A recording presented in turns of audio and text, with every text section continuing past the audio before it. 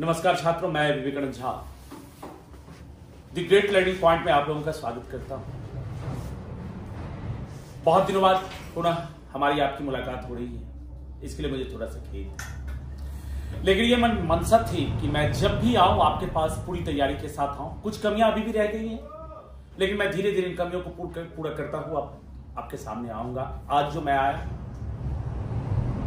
मेरा व्यू रहा कि पहले मैं 9, 10, 11, 12 इनके कंटेंट को लेकर के आपके सामने आया था। उसमें भी कुछ कमियां हैं, उसे भी मैं दूर करने की कोशिश करूंगा बीच बीच में। लेकिन मेरा जो मुख्य उद्देश्य रहा है, मैं जिस स्थान पर हूं, सोशल मीडिया पर नहीं, लेकिन उस स्थान पर शिक्षक गुरु के नाम से विख्यात है। लगभग हजारों छात्रों को मैंने सफल किया है और आज वो शिक्षक है। तो मेरी ये इच्छा है कि जो कुछ मैं यहां के लोकल छात्रों को दे रहा हूं वो मैं आप तक पहुंचा सकूं, जिसका जरिया ये ऑनलाइन क्लास यानी यूट्यूब के माध्यम से मैं आप तक पहुंच सकता हूं। और मेरी कोशिश भी है मैं आप तक पहुंच सकूं, और इसमें आपका सहयोग अपेक्षित है। अगर मेरे समझाए हुए पॉइंट आपको अच्छे ना लगे तो नीचे कमेंट में निश्चित लिखिएगा कि सर यहां हमें समझ में नहीं आया। फिर से हम कोशिश करेंगे अगले वीडियो में उस त्रुटि को पूर्ण कर दें। और अगर अच्छे लगते हैं तो निश्चित तौर पर मैं लिखिएगा सर बहुत अच्छा रहा, समझ में आ गया। जिससे क्या होगा, मेरा थोड़ा सा उत्साह वर्धन होगा और हम आप तक पहुंचते रहेंगे लगातार।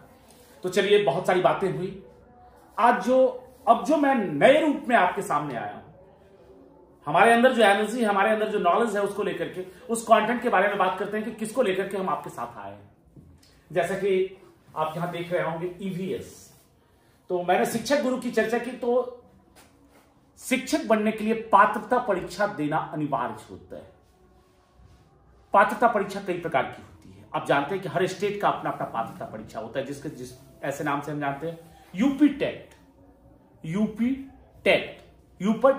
Teacher eligibility test, Uttar Pradesh शिक्षक पात्रता परीक्षा।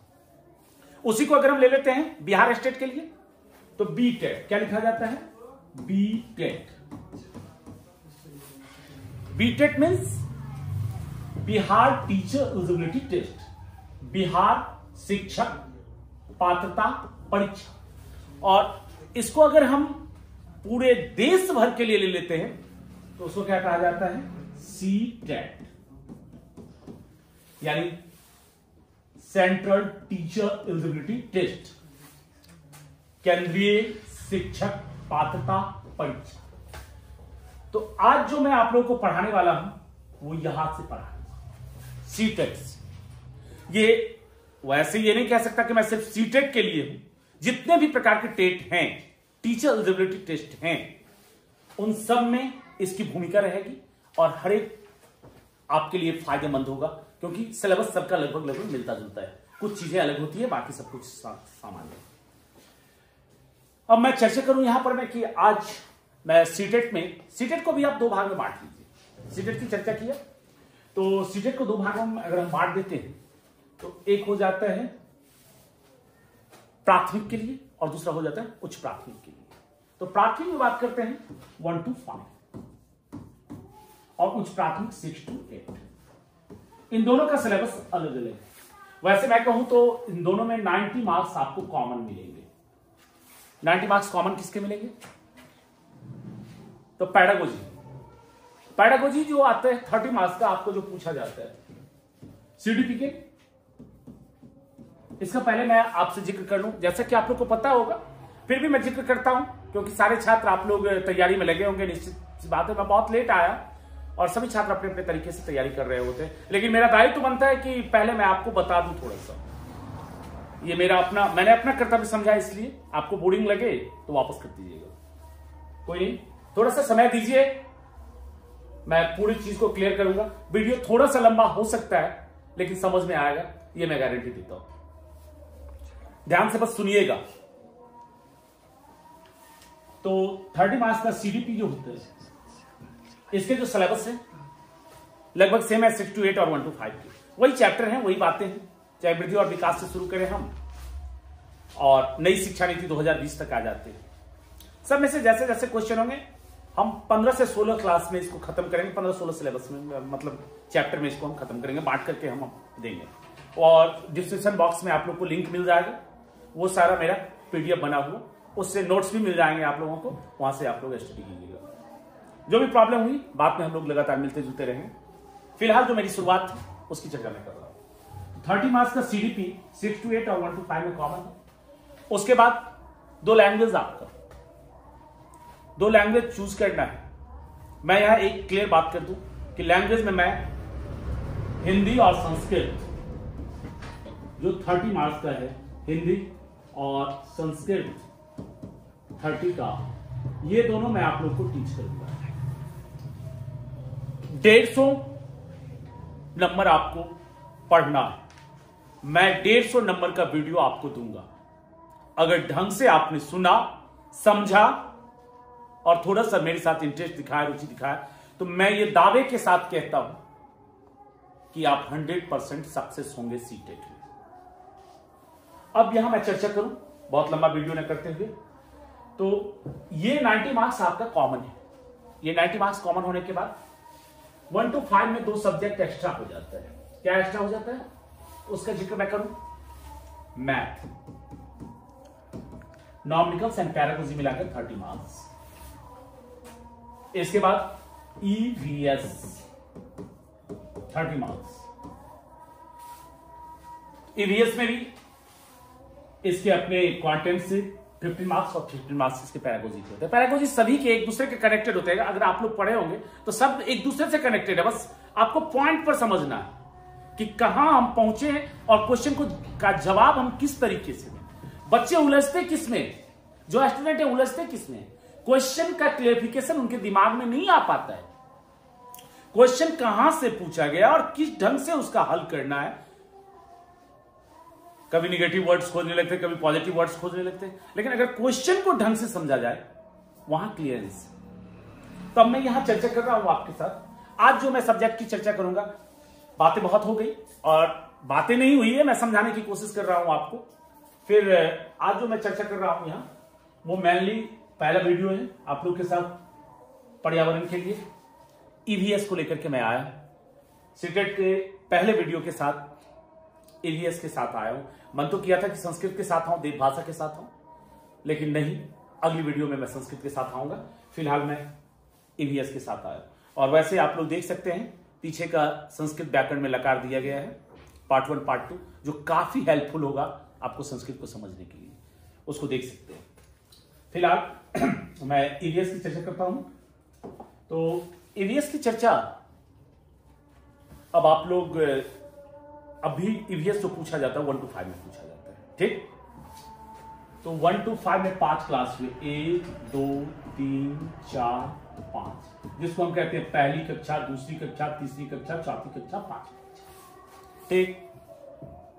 क्या ये पांचों कक्षाओं में ईवीएस की पुस्तक यानी पर्यावरण शिक्षा की पुस्तक पढ़ाई जाती है? डायरेक्ट हिट है ये क्वेश्चन, याद रखिएगा। बड़ा ही इंपॉर्टेंट पॉइंट से मैंने शुरुआत की है। अगर आप लोग तैयारी कर रहे होंगे तो कुछ छात्र को पता भी होगा कि ये पूछा भी गया है। नहीं, मैं कहूंगा, मेरा जवाब होगा नहीं, इन दोनों में नहीं पढ़ाया जाता। तो इन दोनों में नहीं पढ़ाया जाता, इसका मतलब पर्यावरण की पुस्तक किस कक्षा से लगती है? 3, 4, 5, इन तीनों क्लास में पर्यावरण की पुस्तक होती है। तो ऐसा नहीं है कि 1 और 2 में पर्यावरण नहीं पढ़ाया जाता है, 1 और 2 में भी पढ़ाया जाता है। यह क्वेश्चन पूछा गया सीटेट के द्वारा कि कक्षा 1 और 2 के विद्यार्थियों को पर्यावरण की शिक्षा किस माध्यम से दी जाती है? आप लोग जवाब दीजिए। तो इसमें भाषा और गणित, लैंग्वेज एंड मैथ, भाषा और गणित के माध्यम से पढ़ाई जाती है। किस माध्यम से पढ़ाई जाती है? याद रहेगा, कक्षा 1 और 2 में भाषा और गणित के माध्यम से पढ़ाई जाती है। एक क्वेश्चन आपका क्लियर होता है, जैसा कि ये मेरे चैनल का नाम है the great learning point by, मेरा नाम याद रखना पड़ेगा, इतना तो करना ही है, मैं आपका टीचर हूं विवेकानंद झा। इतना नहीं रखिएगा तो मेरी मेहनत की सराहना नहीं होगी। चलिए आगे चलते हैं। तो चैप्टर 1 ईवीएस को लेते हैं हम। अब ये जो 3 क्लासों में पढ़ाई जाती है पर्यावरण, एक और क्वेश्चन मैं आपको पहले क्लियर कर दूं तब आगे बढ़ता हूं। एक क्वेश्चन क्या कि पर्यावरण में कौन कौन सी पुस्तक इंक्लूड है, ये भी क्वेश्चन आया, डायरेक्टली क्वेश्चन आया कि पर्यावरण में कौन कौन सी पुस्तकों को पढ़ाया जाता है। तो इसको याद रखिएगा, पर्यावरण में 3 पुस्तक है, SSC, SC एंड EVS। 5 तक इन तीनों को मिलाकर के एक पाठ्यक्रम तैयार किया गया है, यानी कि सोशल साइंस, साइंस और EVS, इन तीनों को मिलाकर एक पाठ्यक्रम तैयार किया गया है जिसे EVS का ही नाम दिया गया है, यानी कि सामाजिक विज्ञान, विज्ञान और पर्यावरण शिक्षा, इन तीनों को मिलाकर जो पाठ्यक्रम तैयार किया गया है उसे पर्यावरण शिक्षा का नाम दिया गया है, जिसके 6 थीम और 4 उप थीम है। 6 थीम यानी 6 पार्ट, थीम मतलब क्या हो गया, 6 पॉइंट्स को हमको पढ़ना है। चैप्टर का जो नाम है वो 6 है और उसकी व्याख्याओं को पढ़ना है। इसको बांट बांट करके हम लोग पढ़ेंगे। थोड़ा सा वीडियो लंबा जा रहा है पर इतना टाइम दीजिए आप लोग। अब आगे चलते हैं, हम इसको चर्चा करते हैं, क्या क्या हमको पढ़ना है, कैसे कैसे पढ़ना है, उसकी चर्चा करते हैं। तो अब यहां आ जाइए कि पर्यावरण अध्ययन में हमें क्या पढ़ना है, थीम क्या है इसकी, थीम क्या है इसकी। तो थीम और उप थीम की चर्चा जो हम कर रहे हैं तो जानना होगा कि उप थीम किसका है, थीम किसका है। अब यहां पर सामने आइए, पर्यावरण अध्ययन, हमारा चैप्टर का नाम क्या होगा, EVS यानी पर्यावरण अध्ययन। पैडागोजी की बात हम बाद में करेंगे, पहले चैप्टर की बात करते हैं। चैप्टर की बात करते हैं तो इसमें कुल कितने प्रक्रम हैं, जो मैंने पहले कहा 6 प्रक्रम है, जिसको हम कह सकते हैं कि पूछा जा सकता है कि पर्यावरण में कितने थीम है, 6 थीम और 4 उपक्रम यानी उप थीम है। एक चीज और गौर करने वाली बात है, चैप्टर 6 है, यहां सबका क्रमशः नाम दिया गया, आप देखिएगा, पहला परिवार और मित्र, दूसरा भोजन, तीसरा जल, चौथा आवास, 5वां यात्रा और 6ठा हम चीजों को कैसे बनाते हैं। लेकिन ये जो 4 उप थीम है आपके, सो एक ही चैप्टर का है, किसका, पर्यावरण और मित्र का। इन सबों का कोई उप थीम नहीं है। अगर आपसे यह क्वेश्चन पूछा जाता है कि उप थीम पर्यावरण के किस चैप्टर से लिया गया, किस चैप्टर यानी कि हम कह सकते हैं कि किस भाग से लिया गया है, ऐसे भी कह सकते हैं, किस अध्याय से लिया गया है, इसका उप थीम तो हम चर्चा करेंगे। उसका सीधा आंसर होता है क्या, परिवार और मित्र के 4 उप थीम लिए गए हैं, जिसमें हमको पढ़ना क्या है, तो इसमें संबंधी में क्या, परिवार तो पहले चर्चा है इसका, मित्र हो गया, रक्त संबंध, नाना दादा मामा फलान ढकान, आपके जो रिलेशनशिप्स, उन रिलेशंस को यहां संबंधी में पढ़ना है। कार्य, किनका क्या कार्य, परिवार का क्या कार्य है, परिवार के कुछ कार्य होते हैं ना, कई विद्वानों ने, मनोवैज्ञानिकों ने अपने अपने तरीके से परिवार के कार्यों को बांटा है, उन सबकी भी जानकारी थोड़ी सी हमें लेनी होगी। खेल, जानवर और पौधे, इन सब के बारे में हमको जानना है। इसके बाद चर्चा करनी होगी हमको दूसरे अध्याय में भोजन की। बच्चे, समावेशी कक्षा, एक समावेशी कक्षा का अर्थ क्या होता है कि जब सारे बच्चों को एक साथ मिलाकर के हम पढ़ाते हैं तो उनको कहा जाता है समावेशी कक्षा। मतलब विभिन्न क्षेत्र, विभिन्न संस्कृति, विभिन्न समुदाय। भारत की सबसे बड़ी विशेषता क्या है पता है ना आप लोगों को, विविधता में एकता, अनेकता में एकता भारत की सबसे बड़ी विशेषता है। तो हमारे देश का एक ये मतलब विशेषता ये है कि हर क्षेत्र विशेष में उसका अपना पोशाक है, अपना भोजन है, अपना रहन सहन है, अपनी संस्कृति है। तो जब विभिन्न संस्कृतियों से बच्चे आकर के क्लास में बैठते हैं एक साथ, तो सब अपने अपने साथ कुछ विशेषता लाते हैं, और जो कुछ विशेषता लाते हैं उन सबको हम इंक्लूड करते हैं, एक दूसरे से बांटते हैं और एक दूसरे के बारे में जानकारी देते हैं। तो भोजन के बारे में भी जानकारी देंगे, किस क्षेत्र विशेष में क्या खाया जाता है, कहां का क्या फेमस है, यानी क्या का क्या प्रसिद्ध है, वो सब हम इस भोजन चैप्टर में पढ़ेंगे। किसको खाने से क्या होता है, अब हमको संतुलित आहार के तौर पर क्या लेना चाहिए, कितना लेना चाहिए। अब ये नहीं कि ठूस ठूस करके पेट को गुब्बारा बना ले, कुछ लोग को देखते होंगे फुला लिए, वो नहीं।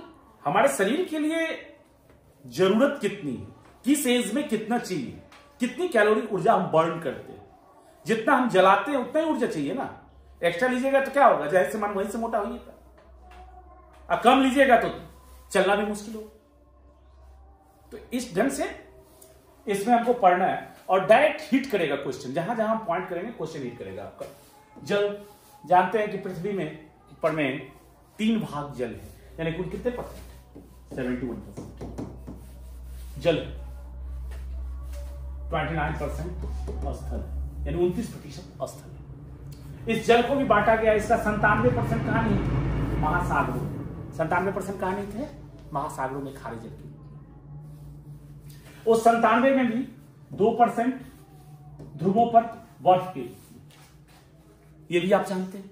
1% जल है जो जलवाष्प और भौम जल स्तर, नदी, तालाब इसके रूप में आपके पास आता है, जो मीठे जल का स्रोत है। ये 1% में हम सब टिके हुए हैं, हम सब इस 1% के कारण जिंदा है।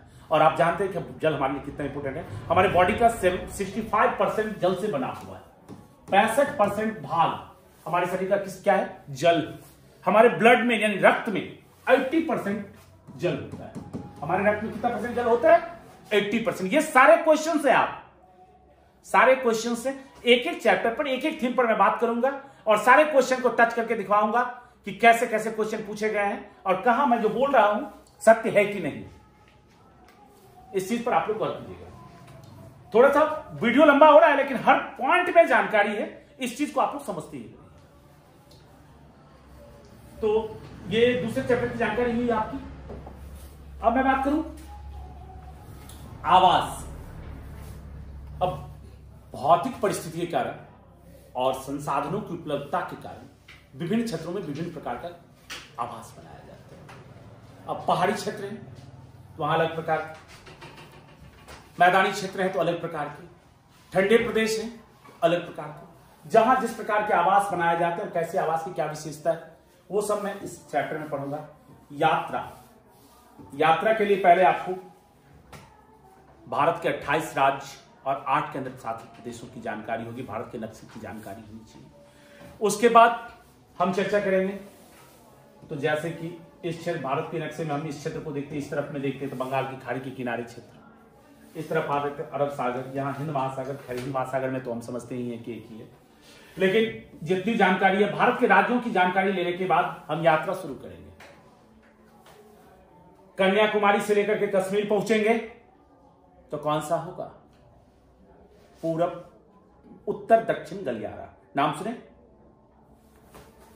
और अगर हम असम के सिलचर से आकर के गुजरात के पोरबंदर पहुंच जाएंगे तो हम कहेंगे पूरब पश्चिम गलियारा। यानी ये प्लस का चिन्ह जो बनता है हमारे भारत देश में, ये कौन बनाता है, उत्तर दक्षिण गलियारा, उत्तर दक्षिण गलियारा और यहाँ पूर्व पश्चिम गलियारा, उत्तर दक्षिण गलियारा, पूर्व पश्चिम गलियारा। ये सड़क है, आप जानते होंगे 4 महानगरों से जोड़ने वाले सड़कों का क्या नाम है, स्वर्णिम चतुर्भुज योजना, जो प्रधानमंत्री अटल बिहारी वाजपेयी की महत्वाकांक्षी योजना थी। इन सब के बारे में विधिवत सड़कें क्या होती है, रेल मार्ग क्या है, वायु मार्ग क्या है, कैसे कब शुरुआत हुई भारत में। जैसे हम बात करेंगे कि वायुयान की शुरुआत भारत में कब हुई, तो 1911 ईस्वी में। आप लोग पढ़े भी होंगे, याद भी होगा, फिर भी मैं बोल देता हूं क्योंकि मेरा दायित्व बनता है कि अगर कोई नए छात्र नहीं जान रहे हैं तो वो जानेंगे। मैं एक एक पॉइंट को मैं सिर्फ अपना आज परिचय दे रहा हूं कि मैं क्या पढ़ा सकता हूं, कैसे पढ़ा सकता हूं। बाकी आप लोग के ऊपर निर्भर करता है कि नहीं समझ रहे हो तो कंटेंट की चर्चा करेंगे। तो 1911 ईस्वी में वायुयान पहली बार चला था इलाहाबाद से नैनी में डाक सेवा के लिए। तो ये मैं यात्रा चैप्टर में चर्चा करूंगा और पूरी डिटेल के साथ चर्चा करूंगा। कौन कौन से यात्री भारत आए, जैसे इब्न बतूता का नाम सुने होंगे, वास्को डी गामा का नाम सुने होंगे, ये क्या नाम है, मेगास्थनीज का नाम सुने होंगे। तो इन सब की चर्चा मैं इसमें करूंगा पूरी। उसके बाद हम चीजों को बनाते कैसे हैं। आपके पास तत्व आते हैं, तत्वों को मिलाकर आप क्या करते हैं, धातु, और धातु में तत्वों को विभाजित करते हैं, धातुओं को मिलाकर मिश्र धातु बनाते हैं। किन चीजों को कैसे उपयोग में लाते हैं, बांस को काट काट के हम टोकरी बना लेते हैं जरूरत के हिसाब से, कई बांस की सब्जी बन जाती है। आप पढ़िएगा, ये सब चीजों की चर्चा हम करेंगे। तो हम चीजें कैसे बनाते हैं ये सब पढ़ेंगे। आपका ये रहा पर्यावरण का परिचय। पर्यावरण में कितने हो गए? तो 6 थीम हो गए, 4 उप थीम हो गए। और ये 4 उप थीम किस चैप्टर के हुए? तो परिवार एवं मित्र के। 4 उप थीम किस चैप्टर के हुए? परिवार एवं मित्र के। और बाकी 6 थीमों को हमको पढ़ना है। तो हम उम्मीद करते हैं कि आप लोग समझ रहे होंगे। ना समझने पर में कमेंट जरूर कीजिएगा, इतना तो करना ही पड़ेगा आप लोगों को। अब अगर मैं चर्चा करूंगा आगे की टॉपिक्स की, तो परिवार और मित्र पर मैं थोड़ी सी चर्चा करूंगा, बहुत डिटेल में आज नहीं चलूंगा, क्योंकि वीडियो बहुत लंबा हो जाएगा। बहुत लंबा हो जाएगा तो आप लोग नीरस बना दीजिएगा इसको। अब यहां पर मैं थोड़ा सा आप लोग को समझा दूं कि उन्हीं चीज को दिया गया है कि पर्यावरण अध्ययन, इसको एक डायग्राम के माध्यम से आपको समझाया गया है कि इसमें थीम को पढ़ना कैसे कैसे आना है। तो फैमिली एंड फ्रेंड्स में relationships, work and play, animals, plants, इन सबको हमें पढ़ना है। उसके बाद वाटर, जैसा कि मैंने जिक्र किया, फूड यानी भोजन जिसका जिक्र किया, शेल्टर आवास, ट्रेवल यात्रा, things we make and do, हम चीजों को कैसे बनाते हैं। इन चीज की चर्चा हम पहले कर चुके हैं, इसलिए इस पर ज्यादा जिक्र नहीं करेंगे। हम आगे बढ़ते हैं। तो आगे बढ़ते हैं, आगे देखते हैं कि परिवार और मित्र में हमको क्या पढ़ना है। तो परिवार और मित्र में हमें जो पढ़ना है, पहले पर्यावरण अध्ययन का लेते हैं। परिवार शब्द कहां से आया है, कैसे आया है, कैसे निर्मित हुआ है। अब चलिए यहां आते हैं। पर्यावरण अध्ययन, ये आपको टोटल में मिलेगा, थीम है लिखा हुआ, पर्यावरण अध्ययन को पढ़ रहे हैं। परिवार शब्द अंग्रेजी के फैमिली का हिंदी रूपांतरण है। फैमिली शब्द की उत्पत्ति लैटिन शब्द फैमुलस से हुई है। ज्ञात होगा आप लोगों को कि फैमिली अंग्रेजी में और परिवार हिंदी में। यह फैमिली शब्द की उत्पत्ति कहां से हुई है? फैमुलस से हुई है, जो प्राय एक ऐसे समूह के लिए प्रयुक्त होता है जिसमें माता, पिता, बच्चे आदि शामिल होते हैं। यहां गौर करने वाली बात है कि परिवार हम किसे कहते हैं? परिवार किसे कहते हैं? परिवार को 2 प्रकार से हम आगे विभाजित करेंगे, एकल परिवार, संयुक्त परिवार, वो सब आगे चर्चा होगी।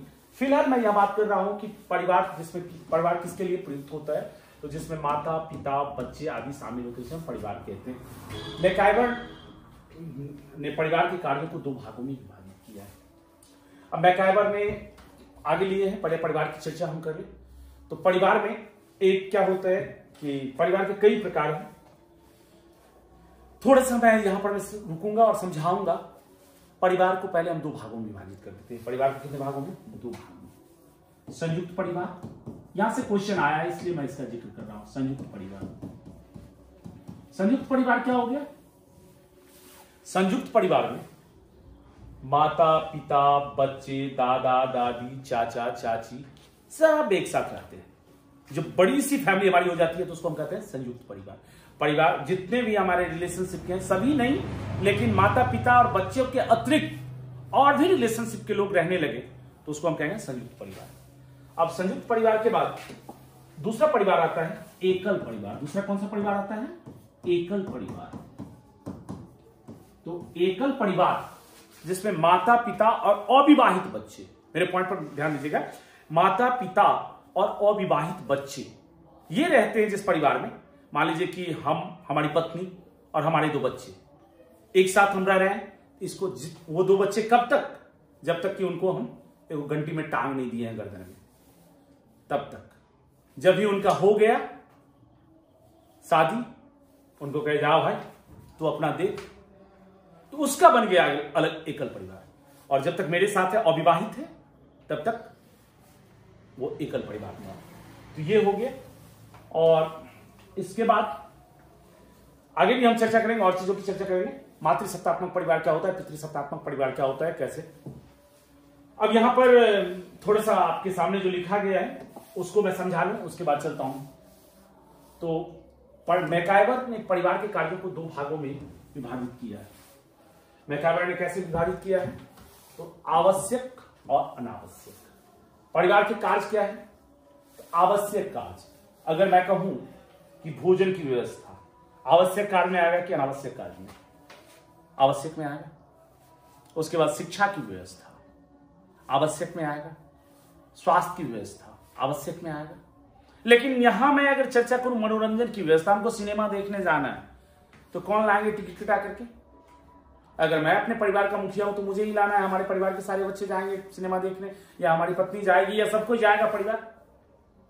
परिवार की ये भी परिभाषा है कि निश्चित यौन संबंधों द्वारा परिवार जो बच्चों की उत्पत्ति की जाती है, इसके लिए भी कौन जवाबदेह है? परिवार ही जवाबदेह है। और उन बच्चों के पालन पोषण शिक्षा सबकी व्यवस्था करना भी परिवार की जवाबदेही होती है। तो जैसे मनोरंजन संबंधी हो गया, टूर हो गया, भ्रमण हो गया, अनावश्यक भ्रमण, मतलब कोई ऐसा भ्रमण जिसको हम आनंद के लिए ले जाते हैं, वो सब अनावश्यक में आएंगे। भोजन, वस्त्र, आवास और शिक्षा मनुष्य की मूलभूत 4 आवश्यकताएं होती है, और इन आवश्यकताओं से संबंधित एक सुरक्षा भी इसमें जोड़ लीजिए। भोजन, वस्त्र, आवास, शिक्षा, सुरक्षा, स्वास्थ्य, इन सब को हम आवश्यक में रखेंगे। इसके अतिरिक्त जो काम होगा उसको अनावश्यक में रखेंगे। ऑकवर्ड और निम्न को अपने परिवार के कार्यों को 6 वर्गों में विभाजित किया। ये सब पॉइंट्स आपको याद रखने होंगे कि ऑकवर्ड और निम्न को अपने परिवार के कार्यों को कितने भागों में विभाजित किया है? 6 भागों में। बहुत कुछ बच रहा है अभी बताने के लिए, बहुत कुछ मेरे अंदर है, लेकिन उतना मैं बोलने लगूं, इसी चैप्टर से ही बोलने लगूं, तो थोड़े से क्या होगा कि बढ़ता चला जाएगा, बहुत कुछ बच गया है इसमें। खैर, अगले वीडियो से इस त्रुटि को मैं पूरा करूंगा। फिलहाल वीडियो को शॉर्ट करने के लिए मैं तेजी में निकलने की कोशिश करता हूं, आप भी समझने की कोशिश कीजिएगा। तो 6 भागों में किसको किसको बांटे हैं? तो आर्थिक, पैसे की व्यवस्था, निम्नकॉप कितने भाग में बांटे हैं? ऑकवर्ड और निम्नकॉप ने परिवार को 6 कार्यों में विभाजित, 6 वर्गों में परिवार के कार्यों को विभाजित किया। 6 वर्गों में विभाजित किया तो क्या क्या विभाजित किया? आर्थिक, पैसों की व्यवस्था करना। अर्थ का विशेषण बनता है आर्थिक। किसका विशेषण बनता है? अर्थ का। अर्थ में इक प्रत्यय लगने से बन जाता है आर्थिक। हिंदी में डायरेक्टली आपको प्रत्यय भी पूछा जाएगा, संस्कृत में इसी की चर्चा हम करेंगे तो ठक प्रत्यय लगेगा। ठक में इक बचता है। अर्थ जो ठक आर्थिक, दिन जो ठक दैनिक, सप्ताह जो ठक साप्ताहिक। इक लगा हुआ मिल जाए हिंदी में तो सीधा इक प्रत्यय हो गया, और संस्कृत में इसी को पूछा जाता है तो ठक प्रत्यय। वो बात की बात है, मैं ग्रामर में समझाऊंगा। यहां देखिए, प्रकृत्यात्मक, रक्षात्मक, आनंदपद, धार्मिक, शैक्षणिक और क्रियाकलाप। मैंने लगभग जिक्र किया था। तो प्रकृत्यात्मक प्रकार, परिवार की जो प्रकृति है हमारी, उसके बारे में हमारा जो रीति रिवाज सब आ रहा है। उसकी रक्षात्मक, परिवार में कोई चोरी ना हो जाए, किसी का कोई डिजीज ना हो जाए, या कोई प्रकार की बीमारी हो गई तो उनका इलाज करवाना, ये सब जो पॉइंट्स है रक्षात्मक में आते हैं। आनंदपद मतलब मैंने पहले जिक्र किया था सिनेमा का, आजकल बड़ा पॉपुलर है, मोबाइल पे ही देख लेते हैं आप लोग, लेकिन फिर भी लोग मनोरंजन की क्या शॉर्ट वीडियो देखते हैं या कुछ करते हैं, तो इस फोन का रिचार्ज की व्यवस्था कौन करेगा? या फोन में आप क्या देख रहे हैं नहीं देख रहे हैं इसकी गारंटी कौन लेगा? आपके मम्मी पापा ना। आप बड़े हो गए होंगे लेकिन आज भी घर में बच्चे होंगे, तो ये कौन देखता होगा, कौन व्यवस्था करता है? हमारे ख्याल से मम्मी पापा मतलब परिवार, संयुक्त परिवार और एकल परिवार में कुछ है। संयुक्त परिवार में देखिएगा ना, तो कोई अगर कुछ कर रहा है बच्चा, तो कोई भी आके डांट देगा। वो क्या है? रक्षात्मक पद है, उसको सही ढंग से क्या करना चाहिए क्या नहीं करना चाहिए हमको सिखाया जा रहा है। अब धार्मिक, अब धर्म विशेष से हम होते हैं।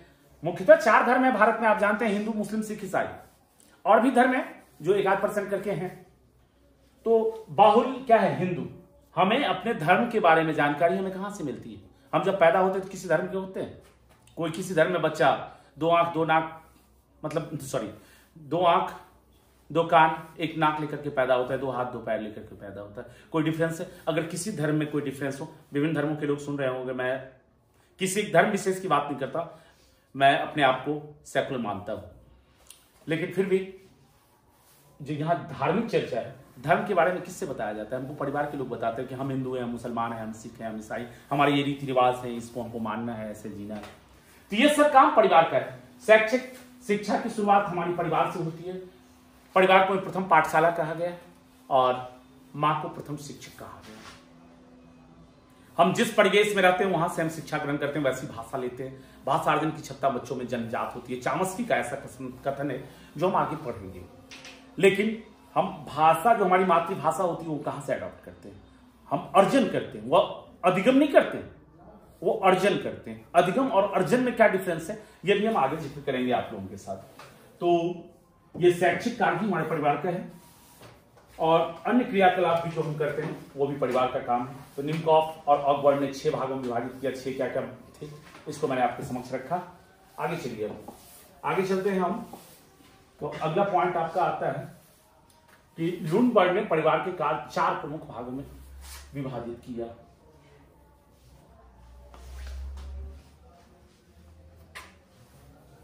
लुनबर्ग ने परिवार के 4 प्रमुख क्रियाकलाप बताए हैं। क्या बताए हैं तो उसको गौर कर लिया जाए कि लुनबर्ग का क्या क्रियाकलाप है। प्रमुख रूप से प्राथमिक समूह के संतोष श्रमिकों,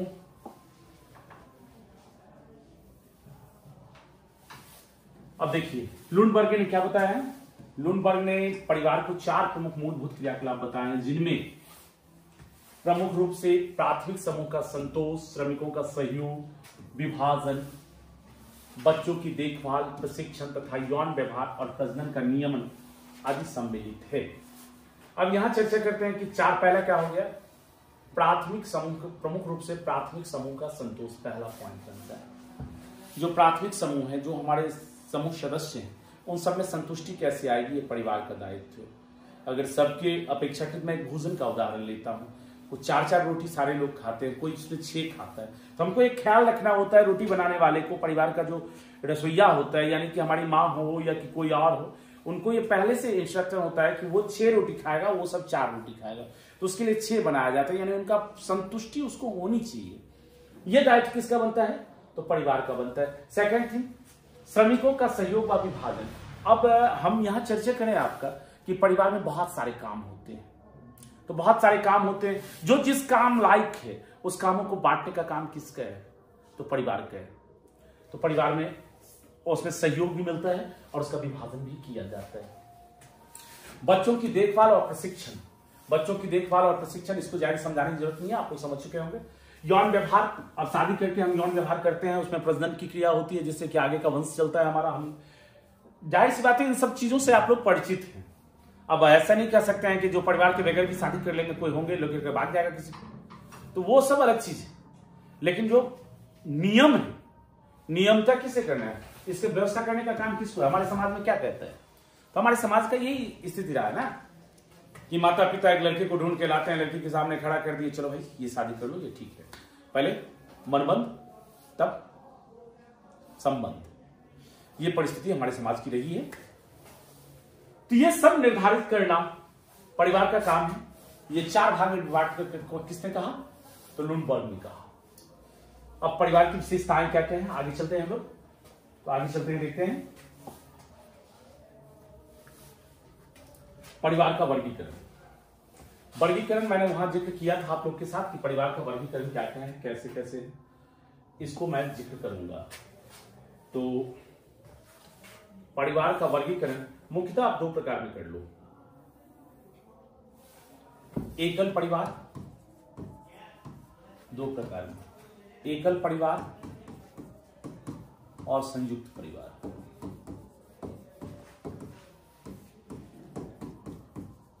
ये मैं आप लोग को पहले समझा चुका हूं, इस पर ज्यादा बात करेंगे। परिवार का महत्व क्या है, तो शिक्षा के क्षेत्र में, अर्थ के क्षेत्र में, रक्षात्मक क्षेत्र में, इतने सारे डिटेल दिया। अब क्वेश्चन पर डिस्कस करेंगे, इन सब चीजों पर मैं आपका समय जाया नहीं करूंगा, वीडियो लंबा हो रहा है। समझने में प्रॉब्लम तो नहीं हो रही ना, कमेंट करके बताइएगा। अभी फिलहाल मैं इसी के साथ जुड़ा हुआ। अब आगे चलिए,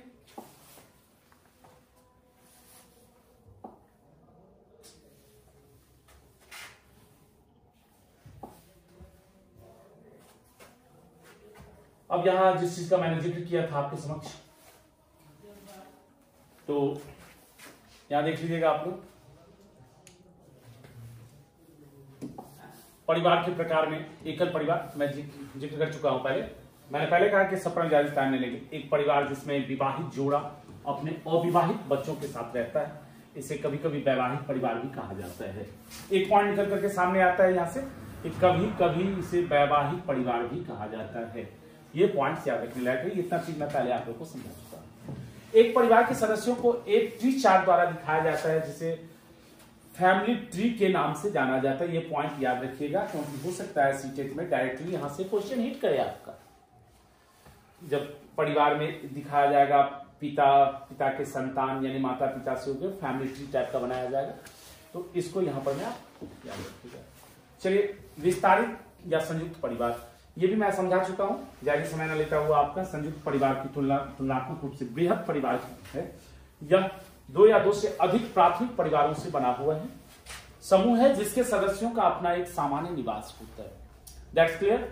इसको क्लियर करने के बाद मैं अगले टॉपिक की ओर चलूं। वीडियो काफी लंबा हो चुका है, इसलिए मैं आपको तेजी में इसको खत्म करने की कोशिश करता हूं। अब यहां पर मैं अपने यहां कुछ और चीजें हैं जिसको मैं आपके समक्ष रखने की कोशिश करता हूं। परिवार में थोड़ा सा और भी चीजें इसमें बताना है, थोड़ा सा और साथ दीजिए, बस कुछ नहीं है। इतना समय जब मेरे साथ दे चुके हैं तो थोड़ा सा दीजिएगा तो आपका सारा कंक्लूजन क्लियर हो जाएगा। इसके लिए मैं लेता हूं मातृ स्थानीय परिवार, मातृसत्तात्मक समाज। मातृ शब्द किससे आया? माता से। माता का वास्तविक रूप क्या है? मातृ। तो मातृसत्तात्मक, अपने यहां इस प्रकार के परिवार का प्रचलन नहीं है, कम है, कई कुछ जगहों पर है, लेकिन जहां शादी करने के बाद सारा अधिकार यानी कि पुरुष स्त्री के यहां जाकर निवास करने लगता है और सत्ता किसके हाथ में होती है? स्त्री प्रतिनिधि के हाथ में होती है, तो उसको हम कहते हैं मातृसत्तात्मक परिवार। कुछ जगहों पर शायद नागालैंड वगैरह में ऐसी प्रथा है, अपने यहां नहीं है। अपने यहां क्या है कि शादी होने के बाद लड़की लड़के के यहां आती है, तो लड़के के यहां आती है और सारा सत्ता किसके हाथ में होता है? तो लड़के पुरुष के हाथ में होता है। तो पुरुषों की प्राथमिक सत्ता होती है, यानी कि उन्हें समाज में उच्च माना जाता है। इसे हम कहते हैं पितृसत्ता। यह एक सामाजिक व्यवस्था है। मातृसत्ता और पितृसत्ता सामाजिक व्यवस्था है। अपने यहां बहुतायत पितृसत्तात्मक परिवार पाया जाता है, लेकिन कुछ जगहों पर यह भी है। अगला है स्वजातीय परिवार। एक ही रक्त समूहन के मध्य इसका अर्थ है कि एक प्रकार के परिवार में एक ही पूर्वज के वंशज के साथ रहते हैं। अब हम लोग कहते हैं, ब्राह्मणों में एक चर्चा चलती है गोत्र। अब तो बहुत जनसंख्या हो गई है, जैसे मैं काश्यप गोत्री हूं, तो काश्यप ऋषि का संतान जितने हुए एक ही वंश से चले, ऐसा माना जाता है। उन सबको क्या कहा जाता है? एक संयुक्त परिवार। अब संख्या इतनी हो गई तो सब एक साथ तो रह नहीं सकते हैं, लेकिन अभी भी प्रथा है हम लोगों की कि काश्यप की शादी काश्यप गोत्र वालों लड़की से नहीं, लड़का लड़की में नहीं होगा। मतलब क्या है? कहीं ना कहीं यह धारणा चली आ रही है कि हम लोग एक वंश से हैं, तो एक वंश से हैं तो एक वंश के लड़का लड़की भाई बहन हो गए, तो हमारी शादी नहीं होगी। तो इसके लिए हम दूसरे गोत्रात्मक देखते हैं। आप लोग सुने भी होंगे, कई लोग अपने नाम में कश्यप लगा लेते हैं, कुछ सांडिलिया लगा लेते हैं। तो ये सब क्या है? गोत्रों के नाम है। तो यहां इसको कहा जाता है स्वजातीय परिवार। चलिए हम आगे बढ़ते हैं। अब आगे बढ़ते हुए इसी टॉपिक को बढ़ाते हैं, इसको खत्म करते हैं। अब मित्र, सॉरी ये थोड़ा सा, हाँ, तो अब यहां चर्चा करते हैं हम। तो यहां चर्चा करें मित्र की। अब परिवार की बात खत्म हो गई। परिवार को आप लोग समझ गए होंगे मेरे ख्याल से। परिवार के कार्य भी समझ गए होंगे, कितने प्रकार के परिवार हैं इसको भी समझ गए होंगे, और भी बहुत कुछ मिलेगा आपको, ये क्वेश्चंस पर मिलेंगे। अब यहां जिक्र करते हैं मित्रों की। आपका सामाजिक संबंध कहां से प्रारंभ होता है? परिवार से। परिवार में एक दूसरे से आप मिले तो सामाजिक संबंध वहां से प्रारंभ हुआ, और वहां से जब प्रारंभ हुआ तो थोड़ा सा आगे आप बढ़ते हैं, तो आप घर से थोड़ा बड़ा हुए, बच्चा क्या हुआ, पैदा हुआ, तो 2 साल 1 साल तक जब चलना तक नहीं जानता है, तब तक कहां रहा? अपने परिवार के पीछे रहा। चलना अगर सीख गया तो वो कहां निकला? आस पड़ोस में। आस पड़ोस में और भी परिवार के बच्चे हुए तो बच्चे मिले, तो उनसे उसकी मित्रता हो गई। अच्छा लगा बात करना। आप लोग के बहुत सारे मित्र होंगे।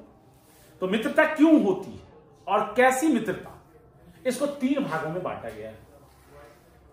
मित्रता का वर्गीकरण कितने भागों में किया गया है? 3 भाग। पहले तो मित्रता का हम बता देते हैं। देखिए आजकल अधिक जो मिल रहे हैं वो कैसी, आप लोग पढ़ने को आता होगा, बोलने में थोड़ा शर्म लगता है, उपयोगिता की मित्रता। वस्तुतः मित्रता ऐसी नहीं है। मित्रता तो होनी चाहिए दुर्योधन कर्ण जैसी, कृष्ण सुदामा जैसी, लेकिन ऐसी मित्रता आपको बहुत कम मिलेगी। आजकल मैक्सिमम टॉपर में पहला पॉइंट जो आता है किसकी मित्रता? उपयोगिता की मित्रता। जब तक हमसे जरूरत थे आप बहुत अच्छे हैं साहब, हम बहुत मित्र हैं, बहुत करीबी मित्र हैं। हमारी जरूरत खत्म, मित्रता भी खत्म। अगर आप अच्छे पद पर चले जाते हैं तो दूर वाले लोग आपसे एकदम रिलेशन जुड़ेगा। हम उनके साथ पढ़ते थे, वो मेरे हैं, और अगर वही थोड़ा सा डाउनफॉल हम हो जाए तो हम अगर बहुत करीबी भी है, मेरा कोई नहीं, तो इसको हम क्या कह सकते हैं? उपयोगिता की मित्रता। दूसरा आनंद की, दूसरा पॉइंट क्या आता है? आनंद की मित्रता। अब कहिएगा कि ये आनंद की मित्रता क्या है? आनंद की मित्रता, तो आनंद की मित्रता का मैं जिक्र करूं, आनंद की मित्रता का मैं जिक्र करता हूं, तो हम जब स्कूलों में जाते हैं तो किसी के साथ मुझे अच्छा लगने लगता है। खेलने के लिए हम जाते हैं, अब क्रिकेट खेलना हमें पसंद है, तो क्रिकेट खिलाड़ी से अपने आप मित्रता हो जाएगी, क्योंकि उसमें टीम बनेगी। उसके साथ जो हमारी मित्रता हुई उसे हम कहते हैं आनंद की मित्रता। और उसके बाद चौथी होती है सच्ची मित्रता, सुख दुख के साथ ही, जैसे सुदामा और कृष्ण थे, दुर्योधन और कर्ण था, कर्ण ने मरते दम तक दुर्योधन का साथ नहीं छोड़ा। वो जानता था कि पांडव मेरे भाई हैं, मैं उसके खिलाफ लड़ रहा हूं, फिर भी लड़ता रहा। ऐसी मित्रता भी आजकल होती है। तो 3 प्रकार की मित्रता हो गई, एक सच्ची मित्रता, उपयोगिता की मित्रता, आनंद की मित्रता। अक्सर ऐसी मित्रता मिलती है खास तौर से जो मेरे मेल हैं, यानी कि बॉयज स्टूडेंट हैं। आपका एज मेरे ख्याल से किशोरावस्था का होगा, जो तूफानी अवस्था या थोड़ा सा उससे ऊपर आया होंगे, तो लड़कियों से सावधान रहिएगा, क्योंकि अक्सर उनकी उपयोगिता यही होती है, तो उनसे सावधान रख करके चलिएगा। मैं किसी को क्रिटिसाइज नहीं कर रहा, मेल फीमेल को बांट नहीं रहा, मेल भी ऐसा करते हैं, फीमेल भी ऐसा करते हैं, दोनों करते हैं, लेकिन आज के युग में जो ट्रेंड्स चल रहा है वो यही सी उपयोगिता की है। लेकिन हमको चाहिए क्या? तो सच्ची मित्रता, जो थोड़ी सी दुर्लभ है, खोजिएगा। अब मित्रता का महत्व क्या है? मित्रता से बच्चे आसपास पड़ोस से बहुत कुछ सीखते हैं। आप जानते हैं, आगे मैं पढ़ाऊंगा, सीडीपी में जब चर्चा करूंगा तो पढ़ाऊंगा कि हमारे अंदर बहुत सारे कुछ जेनेटिक गुण आते हैं, जिसको अनुवांशिकता आप कहते हैं, माता पिता से आते हैं, और बहुत कुछ हम अपने परिवेश से सीखते हैं, आसपास से सीखते हैं। तो आप आसपास से सीखने के लिए कौन होता है? तो आसपास से सीखने के लिए होता है जो हमारा सहपाठी है, जैसा परिवेश है, जो बड़े हैं उनका अनुकरण करते हैं। तो मित्रता का इसमें बड़ा ही योगदान होता है। मित्र और मित्रता का महत्व बच्चों के सर्वांगीण विकास में सहायक सिद्ध होता है। संबंध, रिलेशन वह बुनियाद होती है जिसमें 2 अथवा 2 से अधिक लोग खून या विवाह और भावनाओं के आधार पर एक दूसरे से जुड़े होते हैं। बालक परिवार में सदस्यों एवं रिश्तेदारों के प्रत्यक्ष और परोक्ष रूप से आदर्शों और मूल्यों, रीति रिवाजों एवं विश्वासों आदि को धीरे धीरे सीखता है। ये यहां तक का पॉइंट हुआ। आगे आप इसका जिक्र करेंगे हम। तो अगला पॉइंट आता है कार्य एवं खेल। अब देखिए, परिवार के अगर हमने मित्रता की तो कार्य की जिम्मेदारी वयस्कों की होती है, वही खेलकूद के लिए अनिवार्य होते हैं। किसके लिए? बच्चों के लिए। क्यों?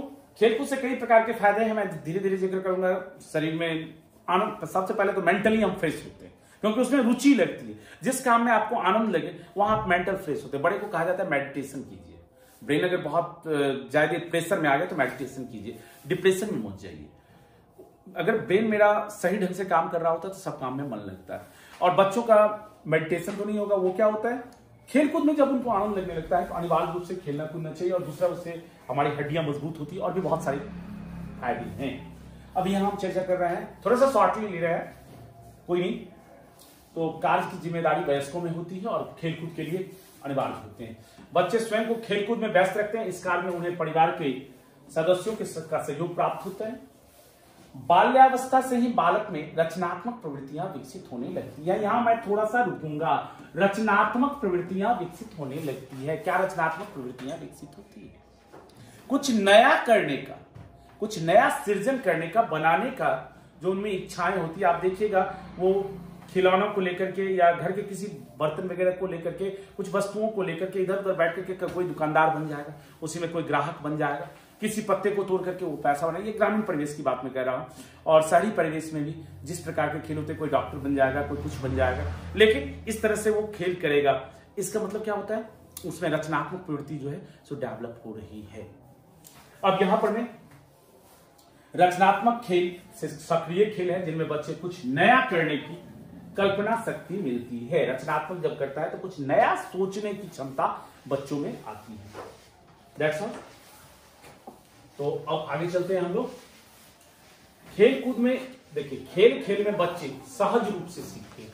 आपने मारिया मॉन्टेसरी की पद्धति पढ़ेंगे, फ्रॉबेल का खेल विधि पढ़ेंगे, तो फ्रॉबेल का खेल विधि पढ़ेंगे, आगे चर्चा है इस समय, प्रोजेक्ट विधि, किंडरगार्टन विधि, मॉन्टेसरी विधि, डाल्टन विधि, ह्यूरिस्टिक विधि, बेसिक शिक्षा इत्यादि खेल कूद में सामान्य क्रियाकलापों द्वारा बच्चे को शिक्षा देने के लिए प्रमुख विधियां प्रचलित। ये सारे ये जो मारिया मॉन्टेसरी है सब मनोवैज्ञानिक हैं जो बच्चों को सिखाने के लिए लगातार प्रयत्नशील है, और खेलने को बहुत अधिक महत्व दिया गया क्योंकि बच्चों की रुचि जो है वह खेलने में होती है और उनको प्रेशर नहीं लगता है।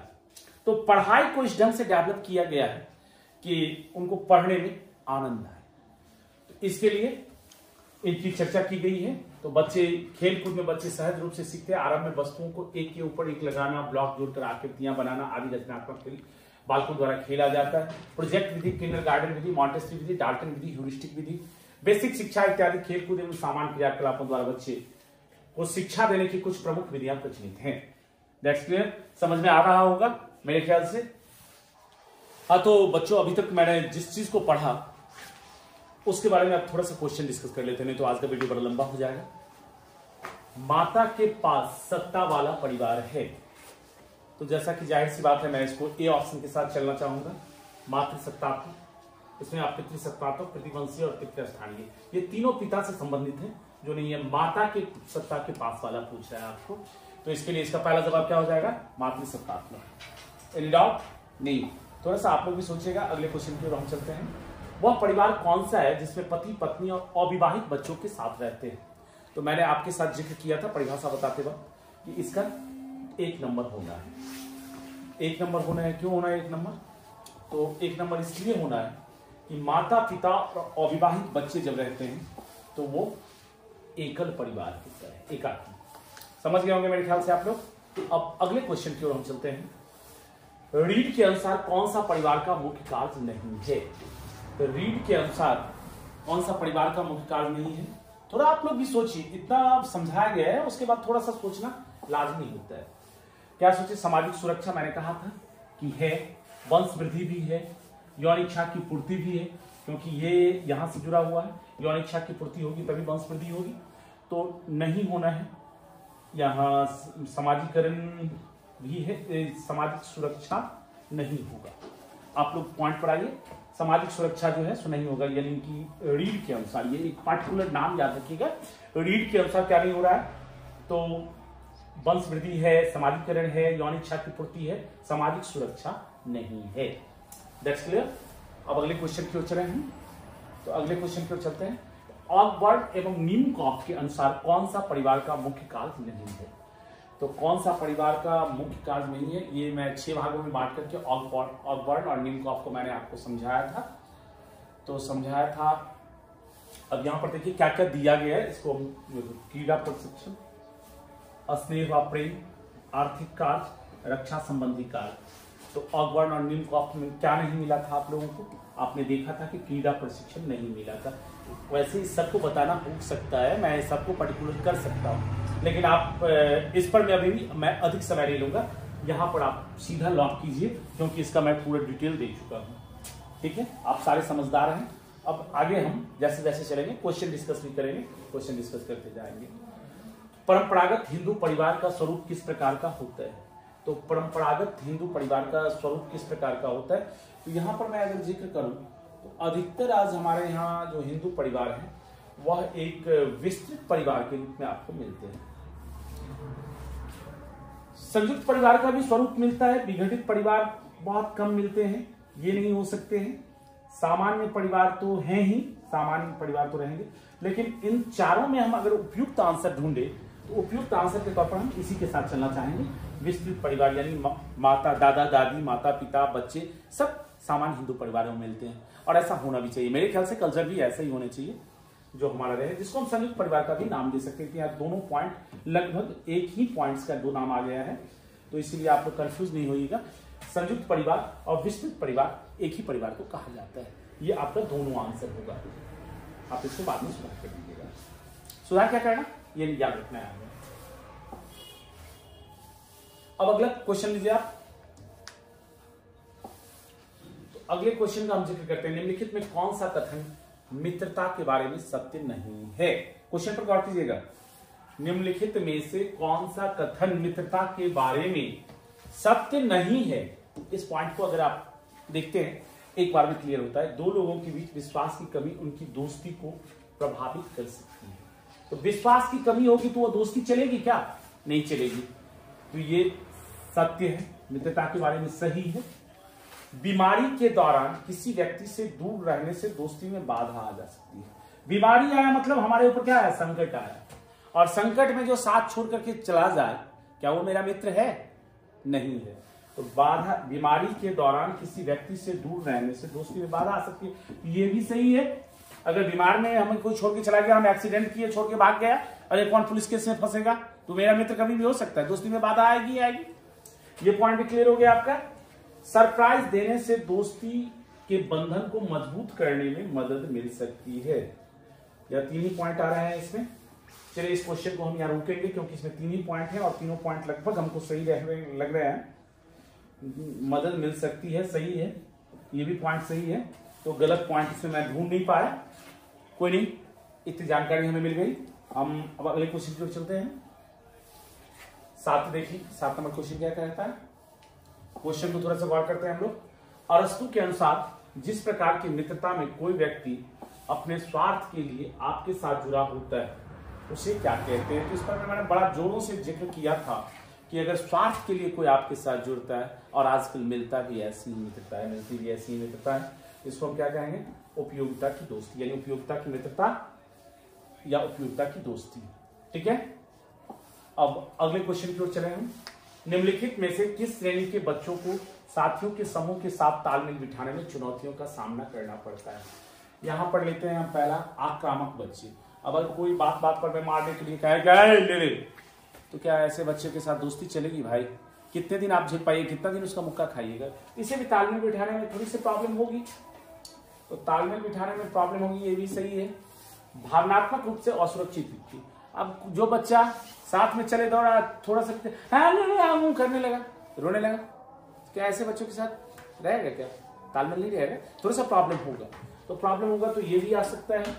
संज्ञानात्मक कौशल की कमी वाले बच्चे, संज्ञानात्मक कौशल क्या होता है? संज्ञान मतलब कमजोर बुद्धि वाले बच्चे जो होते हैं, उसके साथ भी थोड़ी सी प्रॉब्लम होगी, ये आ जाएगा। बच्चों की पढ़ाई के प्रति रुझान, अब जैसे देखिए कि यहाँ पर मैं रुकूंगा, तालमेल बिठाने में चुनौतियों का सामना, पढ़ाई के प्रति एक का रुझान काफी अधिक है और दूसरे कमजोर बच्चे हैं, तो यहाँ पर भी तालमेल की थोड़ा सा कमी हो गई, यानी कि इसका 4 पॉइंट होना चाहिए।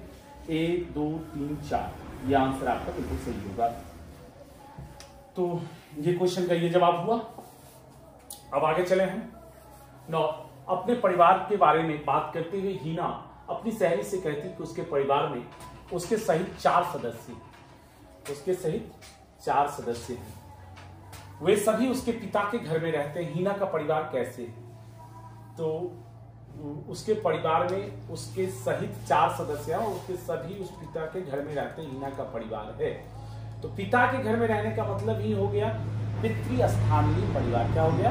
पितृस्थानीय परिवार।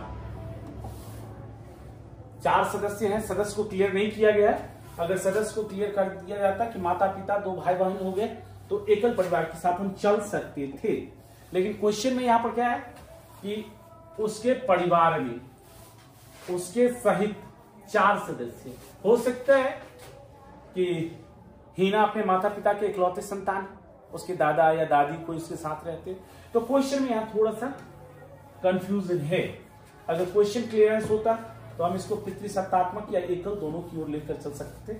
फिलहाल कहीं आपको नेट वगैरह पर मिल सकता है एकल परिवार, लेकिन थोड़ी सी त्रुटि है, तो अब इसको आप पितृस्थानीय परिवार की ओर से लेकर के चले या संयुक्त विस्तृत परिवार में भी लेकर के चल सकते हैं हम। तो यहाँ इसके साथ चलेंगे। इसका आंसर दिया गया है एकल परिवार ही होगा। आप देखिएगा कहीं पर भी, तो चूंकि क्वेश्चन पूछा गया क्वेश्चन है सीटेट का, एकल परिवार ही इसका आंसर दिया गया है, लेकिन यहाँ पर क्वेश्चन में थोड़ी सी त्रुटि है। ये मैं आपको समझाने के लिए बात कर रहा हूं। अब इसके बाद अगले क्वेश्चन को मैं आप लोगों के लिए छोड़े जा रहा हूं। क्वेश्चन को देखिए। तो बच्चों, जैसा कि मैंने आप लोगों से कहा कि लास्ट क्वेश्चन मैं आप लोगों के लिए होमवर्क दूंगा। ये क्वेश्चन क्या है कि निम्न में से कौन सा कथन सत्य है? आप लोग सोचिएगा। ए, सभी परिवारों में एक जैसे नियम होते हैं। बी, माता पिता से बच्चों के गुणों का स्थानांतरण को अनुवांशिकता कहा जाता है। परिवार के सदस्यों की संख्या कभी नहीं बढ़ सकती है। बच्चा स्कूल में हर चीज सीखता है। अब इन पॉइंट्स को आप सोचिएगा अपने मन में। अगली वीडियो में मैं आपसे प्रश्न करूंगा या आप कमेंट करके इसका जवाब देंगे हमें। हम हर के कमेंट को पढ़ेंगे, किनका सही है किनका गलत है। तो मुझे लगेगा क्या कि मैंने जो मेहनत की उसकी कुछ सार्थकता हुई है। और अच्छा लगे तो सब्सक्राइब जरूर कीजिएगा, लाइक जरूर कीजिएगा और अपने दोस्तों के साथ शेयर जरूर कीजिएगा। आज के लिए धन्यवाद। यहाँ तक मैं आप लोगों को समझाया और आज के लिए धन्यवाद। मैं अपनी वीडियो को